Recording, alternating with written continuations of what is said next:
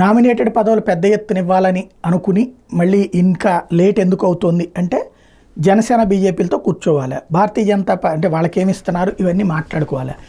ఇటు భారతీయ జనతా పార్టీకి ఏమో కేంద్రంలో పార్లమెంట్ సెషన్స్ నడుస్తున్న అధ్యక్షురాలైనటువంటి పురంధేశ్వరి ఢిల్లీలో ఉండటంతో ఆగిపోయింది ఇప్పటిదాకా.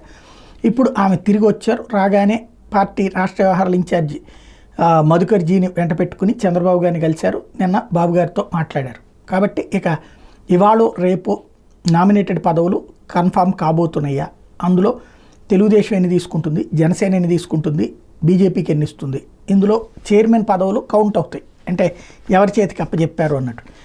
మొన్న ఈనాడు రాసిన దాని ప్రకారం అయితే కనుక సీట్ల కేటాయింపు ప్రాతిపదికన అన్నారు. 175 సీట్లలో 21 సీట్లు జనసేనకి ఇచ్చారు అంటే దాదాపు 12% ఇచ్చినట్టు. అంటే ఇప్పుడు నామినేటెడ్ పదవులు 100 అనుకుంటే అందులో 12 ఇస్తారని అర్థం.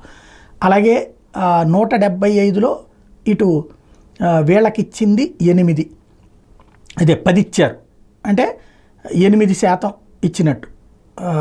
ఇది 175లో 17 అవుతుంది అంటే 5%, 6% ఇచ్చారు అంతే వీళ్ళకి. కాబట్టి 6% నామినేటెడ్ పదవులు వీళ్ళకి దక్కేటటువంటి అవకాశం ఉంటుంది. చైర్మన్ల రేంజ్లో అది, డైరెక్టర్ రేంజ్లో కూడా అదే రేషియోలో ఇస్తారు అన్నట్టుంది. 33% అన్న పవన్ కళ్యాణ్ మాట పక్కెళ్ళిపోయింది కాబట్టి ఈ రూట్లో ఇప్పుడు ఆ దిశగా రేపో మాపో ఏమన్నా ఇక నిర్ణయం వెలువడుతుందా చూడాలి.